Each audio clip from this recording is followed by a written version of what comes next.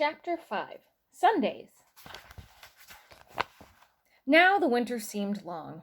Laura and Mary began to be tired of staying always in the house. Especially on Sundays, the time went so slowly. Every Sunday, Mary and Laura were dressed from the skin out in their best clothes, with fresh ribbons in their hair. They were very clean, because they had their baths on Saturday night. In the summer, they were bathed in water from the spring, but in the wintertime, Pa filled and heaped the washtub with clean snow, and on the cook stove it melted to water. Then, close by the warm stove, behind a screen made of a blanket, over 2 chairs, Ma bathed Laura, and then she bathed Mary. Laura was bathed first because she was littler than Mary. She had to go to bed early on Saturday nights with Charlotte, because, after she was bathed and put into her clean nightgown, Pa must empty the washtub and fill it with snow again for Mary's bath. Then after Mary came to bed, Ma had her bath behind the blanket, and Pa had his bath. And then they were all clean for Sunday. On Sundays, Mary and Laura must not run or shout or be noisy in their play. Mary could not sew on her 9-patch quilt, and Laura could not knit on the tiny mittens she was making for baby Carrie. They must look quietly at their paper dolls, but they must not make anything new for them. They were not allowed to sew on doll clothes, not even with pins. They must sit quietly and listen while Ma read Bible stories to them, or stories about lions and tigers and white bears from Pa's big green book, The Wonders of the Animal World.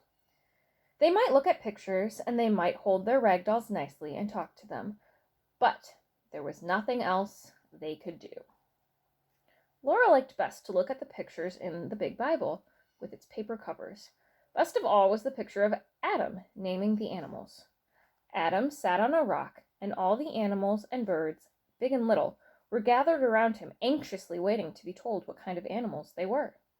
Adam looked so comfortable. He did not have to be careful to keep his clothes clean, because he had no clothes on. He wore only a skin around his middle. "Did Adam have good clothes to wear on Sunday?" Laura asked Ma. "No," Ma said. "Poor Adam. All he had to wear were skins." Laura did not pity Adam. She wished she had nothing to wear but skins. One Sunday, after supper, she could not bear it any longer. She began to play with Jack, and in a few minutes she was running and shouting. Pa told her to sit in her chair and be quiet. But when Laura sat down, she began to cry and kick the chair with her heels. "I hate Sundays," she said.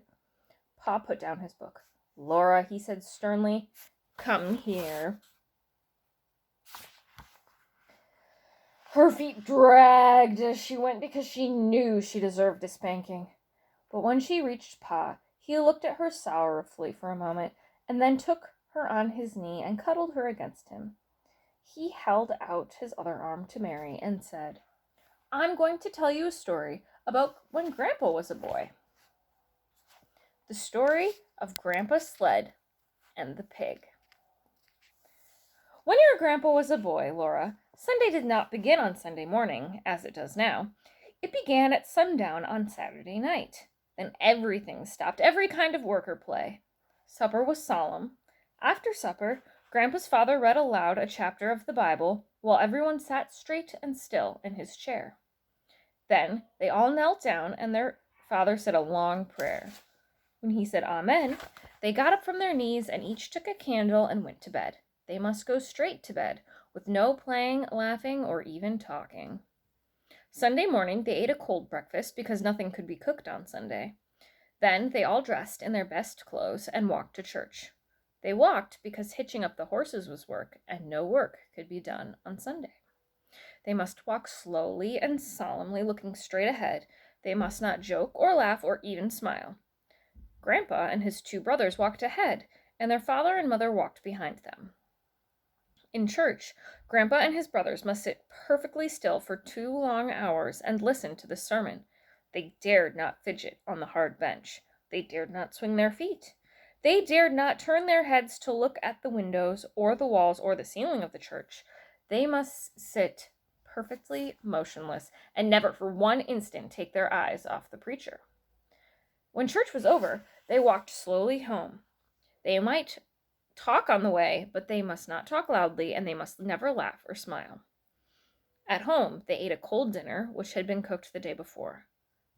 Then, all the long afternoon, they must sit in a row on a bench and study their catechism until at last the sun went down and Sunday was over.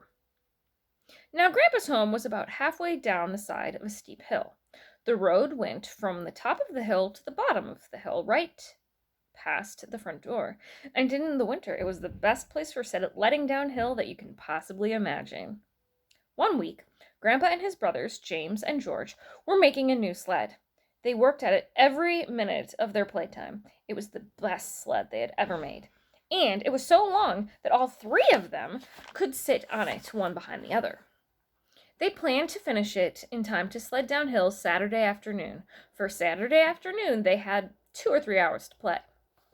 But that week, their father was cutting down big trees in the big woods. He was working hard, and he kept the boys working with him. They did all the morning chores by lantern light and were hard at work in the woods when the sun came down. They worked till dark, and then there were chores to do, and after supper they had to go to bed so they could get up early in the morning. They had no time to work on the sled until Saturday afternoon. Then they worked at it just as fast as they could, but they didn't finish it until just as the sun went down Saturday night. After the sun went down, they could not slide downhill, not even once. That would be breaking the Sabbath. So they put the sled in the shed behind the house to wait until Sunday was over. All the 2 long hours in church next day, while they kept their feet still and their eyes on the preacher, they were thinking about the sled. At home, while they ate dinner, they couldn't think of anything else. After dinner, their father sat down to read the Bible, and Grandpa and James and George sat still as mice on their bench with their catechism. But they were thinking about the sled. The sun shone brightly, and the snow was smooth and glittering on the road, and they could see it through the window. It was a perfect day for sledding downhill. They looked at their catechism, and they thought about the new sled, and it seemed that Sunday would never end. After a long time, they heard a snore.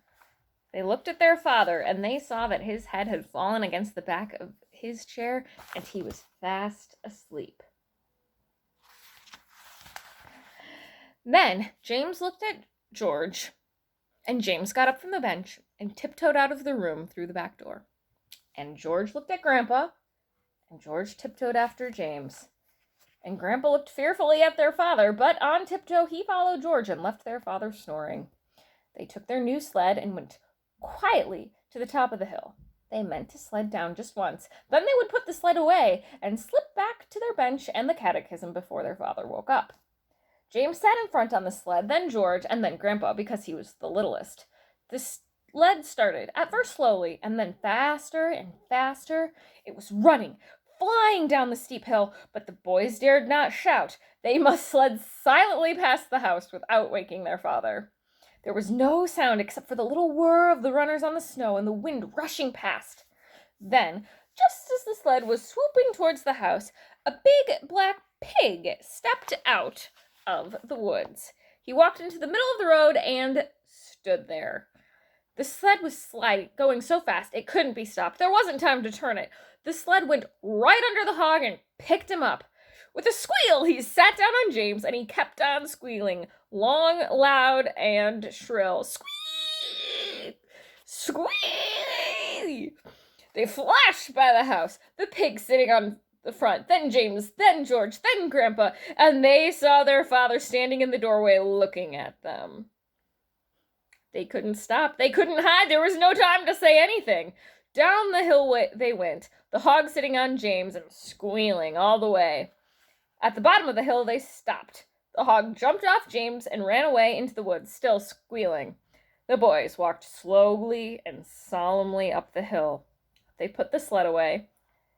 They sneaked into the house and slipped quietly to their place on the bench.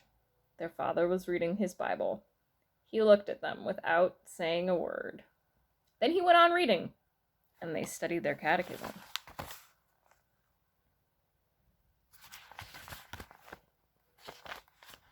But when the sun went down and the Sabbath was over, Their father took them out to the woodshed and tanned their jackets. First James, then George, then Grandpa. "So you see, Laura and Mary," said Pa, "you may find it hard to be good, but you should be glad that it isn't as hard to be good now as it was when Grandpa was a boy." Did little girls have to be as good as that?" Laura asked, and Ma said, "It was harder for little girls, because they had to behave like little ladies all the time, not only on Sundays. Little girls could never slide downhill like boys. Little girls had to sit in the house and stitch on samplers." "Now run along and let Ma put you to bed," said Pa, and he took his fiddle out of his box. Laura and Mary lay in their trundle bed and listened to him play Sunday hymns, for even the fiddle must not sing the weekday songs on Sundays.